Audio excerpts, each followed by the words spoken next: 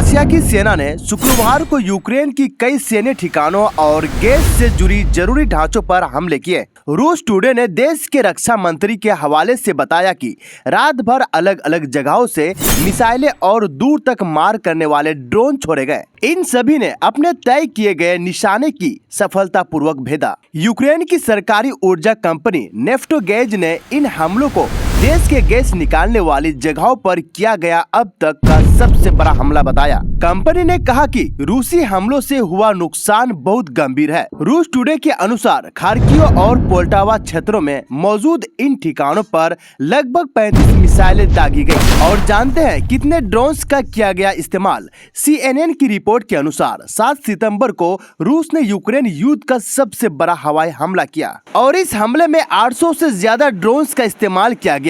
पहली बार क्यू यानी यूक्रेन की राजधानी की सरकारी इमारत पर भी हमला किया गया। यूक्रेन की राजधानी क्यू में 11 घंटे तक हवाई हमले का सायरन बजता रहा। यहाँ आवासीय इमारतों पर भी ड्रोन हमले हुए जिसमें कम से कम 2 लोगों की मौत हो गई और मरने वाले में एक छोटा बच्चा भी शामिल है। और इसके बाद क्या रहा यूक्रेन का जवाब। यूक्रेन वायुसेना ने बताया कि रूस ने कुल 810 ड्रोन और 4 बैलिस्टिक मिसाइल और 9 यूक्रेन मिसाइलों को दागा। हालांकि इनमें से ज्यादातर हवाई सुरक्षा बलों ने गिरा दिया, लेकिन 54 ड्रोन और 9 मिसाइलों ने यूक्रेन के अलग अलग ठिकानों पर निशाना साधा। ये हमला जुलाई में हुई हमले से बड़ा था, जिसे पहले इस युद्ध का सबसे बड़ा हमला माना जा रहा था। ये युद्ध फरवरी 2022 में रूस के यूक्रेन पर पूरे जोर से हमला करने के साथ शुरू हुआ था। CNN के अनुसार ये हमला तब हुआ जब क्यू के पश्चिमी सहयोगी हाल ही में शांति समझौता कराने की कोशिश कर रहे थे। इसके बाद यूक्रेनी राष्ट्रपति का बयान।